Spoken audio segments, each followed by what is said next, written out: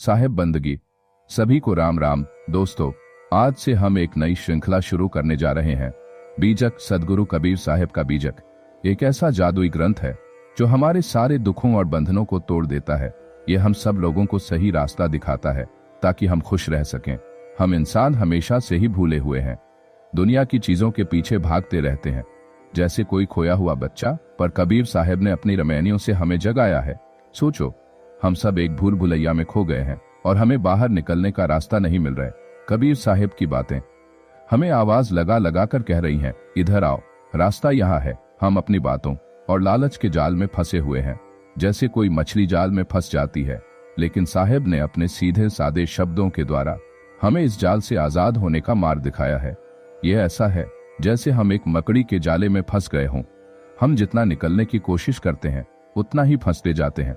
साहेब ने एक बड़ी सी कैंची से वह जाल काट दिया और हमें आजाद कर दिया। जो लोग अपने ज्ञान पर घमंड करते थे, उनका घमंड उन्होंने ज्ञान चौतीसा से तोड़ा, और जो लोग बहुत पढ़े लिखे होने का दिखावा करते थे, उन्हें विप्रमतीसी से सही रास्ता दिखाया। जैसे कोई पहलवान अपनी ताकत पर घमंड करता है और उसे कोई छोटा सा बच्चा भी हरा दे तो उसका घमंड टूट जाता है। कबीर साहेब ने भी ज्ञान के घमंडी लोगों का घमंड ऐसे ही तोड़ा है। उन्होंने कहरा गाकर लोगों का दुख दूर किया और बसंत गाकर लोगों का पढ़ाई का घमंड मिटाया। चाचर में उन्होंने ऐसा ज्ञान दिया जिससे हमारे मन का सारा अंधेरा दूर हो गया। इसे ऐसे समझो कि कबीर साहेब एक डॉक्टर हैं, कहरा उनकी दवा है जो दुख दूर करती है, बसंत उनकी दवाई है जो घमंड उतारती है, और चाचर उनकी टॉर्च है जिससे हमारे दिमाग का अंधेरा छूमंतर हो जाता है। हमारे अंदर जो भगवान है उनके बारे में उन्होंने बेली में बताया, और हमारी इच्छाओं के कारण जो दुख होता है उसे बिरहुली में समझाया। हमारे दिल के अंदर ही भगवान रहते हैं, बस हमें दिखाई नहीं देते।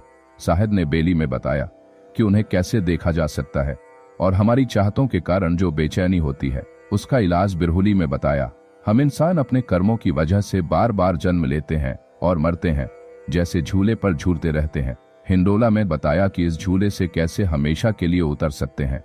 ये ऐसा है जैसे कोई झूले पर झूल रहा हो और उतरना चाहे लेकिन उतर न पाए। कबीर साहेब ने हिंडोला में बताया कि इस झूले को कैसे रोकें और हमेशा के लिए शांत हो जाए। जो हमें दिखता है वो सब बदल जाता है, लेकिन हमारा असली रूप कभी नहीं बदलता। साखी में उन्होंने यही सब बताया और सारे झगड़े झंझट खत्म कर दिए। हमारा यह शरीर तो मिट्टी का बना है जो एक दिन खत्म हो जाएगा, लेकिन हमारी आत्मा तो हमेशा रहती है। साहेब ने साखी में हमें अपनी आत्मा को पहचानना सिखाया और बताया कि लड़ने झगड़ने से कुछ नहीं मिलता। यह बीजक ग्रंथ 11 अलग अलग हिस्सों में बंटा है और इसमें सच्चाई का ज्ञान भरा है।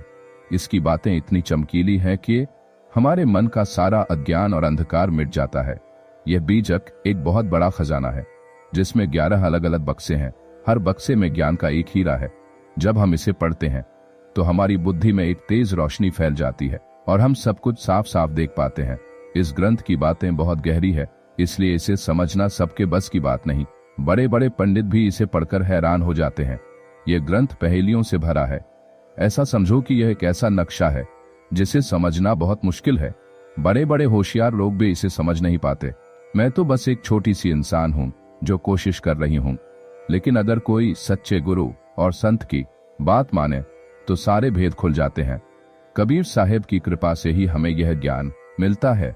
जैसे कोई नक्शा कितना भी मुश्किल हो, अगर कोई अनुभवी गाइड मिल जाए तो वह सब समझा देता है। वैसे ही कबीर साहेब जैसे गुरु की कृपा से ही हमें यह ज्ञान मिलता है और हम सच्चाई को देख पाते हैं। सदियों पहले भारत की पावन धरती पर एक ऐसा संत अवतरित हुआ जिसने शब्दों से नहीं बल्कि आत्मा से क्रांति की, जिसकी वाणी सिर्फ उपदेश नहीं बल्कि जीवन का सार थी।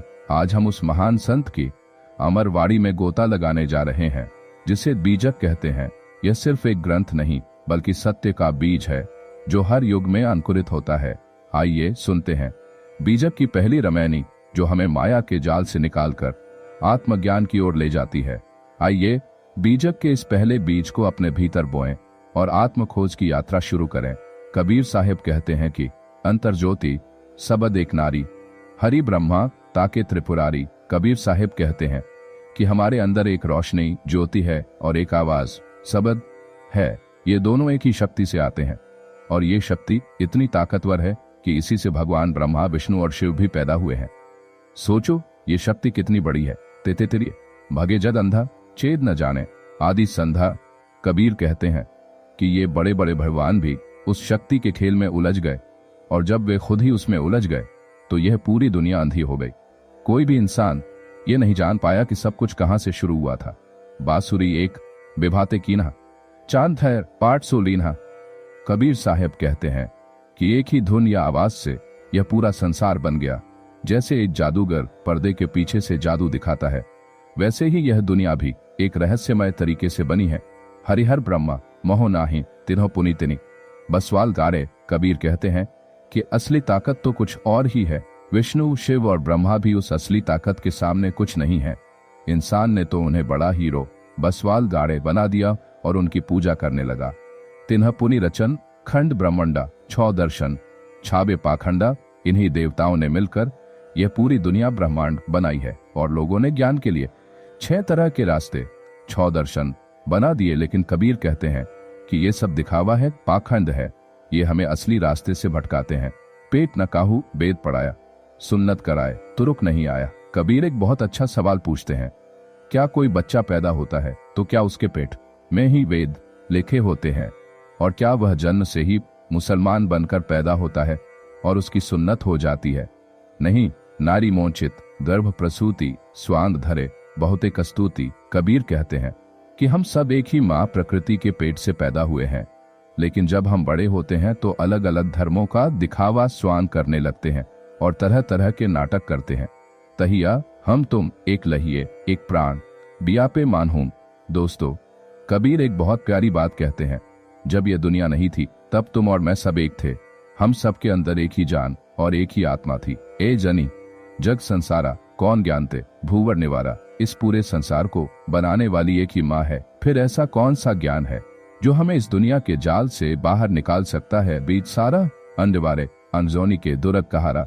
ये दुनिया बीज, पेड़ पौधे और अंडे, पक्षी, जानवर से बनी है, लेकिन ये जीव कहां से आते हैं?